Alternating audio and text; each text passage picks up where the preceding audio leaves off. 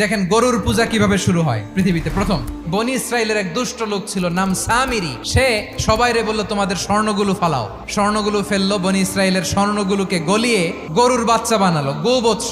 জিব্রাইল আলাইহিস সালাম যে জমিনে এসেছিলেন, ওই ফেরেশতার পায়ের নিচের একটু মাটি সে বুদ্ধি করে প্যাকেটে রেখে দিছিল। স্বর্ণ দিয়ে বানানো গোবৎস গরুর বাচ্চার গায়ে যখন সেই মাটি ছুঁড়ে দেয়া হলো, এখন বাছুরের ভেতর থেকে ভ্যাঁ ভ্যাঁ আওয়াজ আসতেছে। কি আসতেছে? সবাই তো অবাক। সামিরি বলে, আরে তোমরা যে 70 জন দিয়ে মুসা আলাইহিস সালাম রে পাঠাইছো, ওইদিকে এত ঘুরতেছে, আল্লাহরে খুঁজে পায় না। আল্লাহ তো এটার ভিতরে ঢুকছে, নাউজুবিল্লাহ, এটার ভিতরে সেজদা দাও। এই সেজদা দিয়ে গেল। হারুন আলাইহিস সালাম তাদেরকে বুঝালেন, শিরক করো না, আল্লাহরে ভয় করো। শুধু এতটুকুই তিনি বুঝালেন, দাওয়াতি কাজ পালন করলেন, কিন্তু প্রতিরোধ করেন নাই। এই ঘটনা থেকে শিক্ষা কি?